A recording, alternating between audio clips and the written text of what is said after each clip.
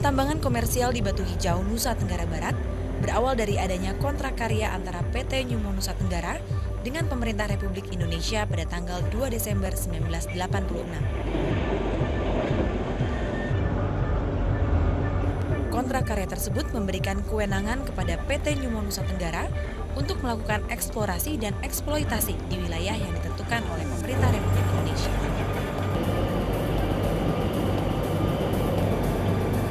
Secara resmi pada bulan April 2000, kegiatan pertambangan mineral yang mengandung unsur tembaga, emas, dan perak mulai beroperasi penuh hingga saat ini.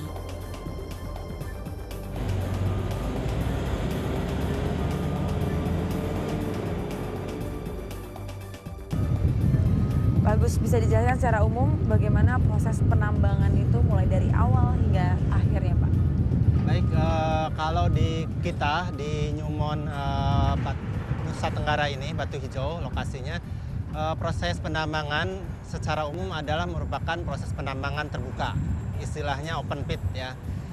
Proses penambangan terbuka ini dimulai dari land clearing, pengupasan tanah penutup, ada juga pemberaian, dalam hal ini dilakukan dengan drill dan blasting, pemuatan oleh alat muat, pengangkutan dengan truk, pengangkutan sampai pembuangan. Pembuangan itu bisa ada dua, jadi material yang memang ekonomis yang kita sebut sebagai biji atau ore, itu kita buang langsung ke crusher untuk diolah atau ke stockpile.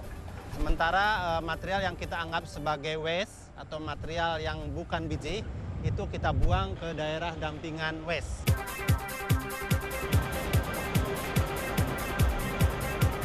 Untuk material biji sendiri, kita yang tadi kita angkut ke daerah crusher, di sana kita beraikan lagi. Ada proses pengecilan ukuran di sana. Dari crusher itu akan diangkut ke mill, ya, plant di sana, pabrik istilahnya. Di sana dilakukan pemisahan antara biji yang masih mengandung material-material yang tidak berguna, yang bukan biji, yang dengan kadar tertentu diolah di pabrik itu menjadikan kadarnya lebih tinggi. Di sana kita melakukan rotasi namanya ya. Itu memisahkan antara kandungan yang memang mengandung metal dengan material-material buangan lainnya. Dari situ untuk material yang kita harapkan kita sebut sebagai konsentrat. Konsentrat ini memiliki kandungan yang lebih tinggi beberapa kali daripada biji yang kita tambang di pit ini. Sementara material buangannya itu akan kita buang melalui pipa sepanjang totalnya sekitar 9 km dari pabrik sampai ke daerah Teluk Senunu.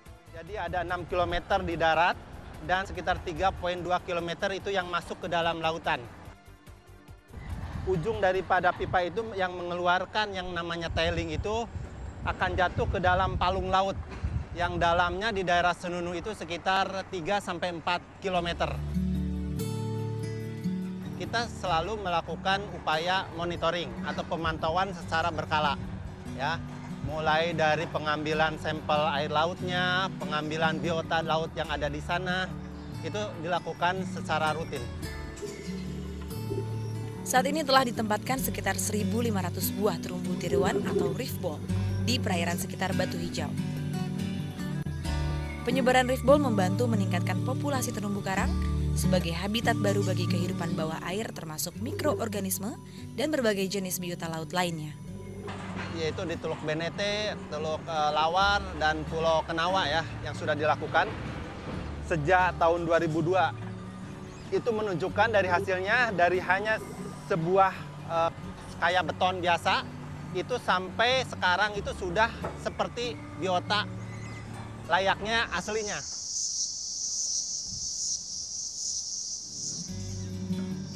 Tantangan utama yang dihadapi oleh setiap perusahaan tambang pada wilayah bekas eksploitasi adalah perubahan lingkungan.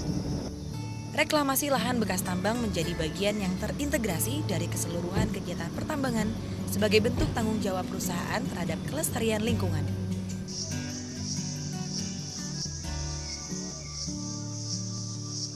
tempat kita berada sekarang saat ini dulunya bekas apa, Pak? Oh iya, ini waktu masa konstruksi dulu, ini digunakan sebagai crusher. Crusher itu untuk, karena kan waktu konstruksi kita membutuhkan material-material batu, pasir, menghancurkan di sini. Setelah masa konstruksi berakhir, mesin-mesin itu diangkat kan, itu kami menghijaukan kembali. Nah, berarti tujuan reklamasi dan revegetasi itu apa, Pak? Sesuai dengan yang diamanatkan AMDAL, kami ingin mengembalikan seperti sedia kala. Kita membuka hutan, seperti dulu kita kembalikan ke awalnya. Lokasi ini kita tanam tahun 2003.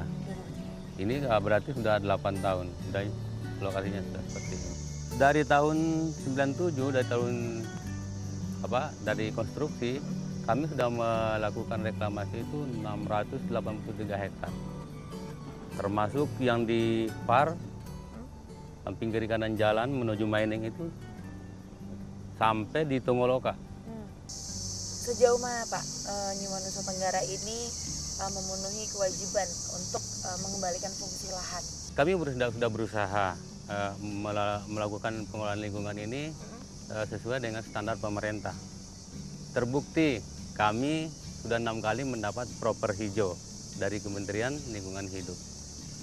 Nah, itu termasuk aspeknya itu reklamasi dan tanggung jawab sosial masyarakatnya.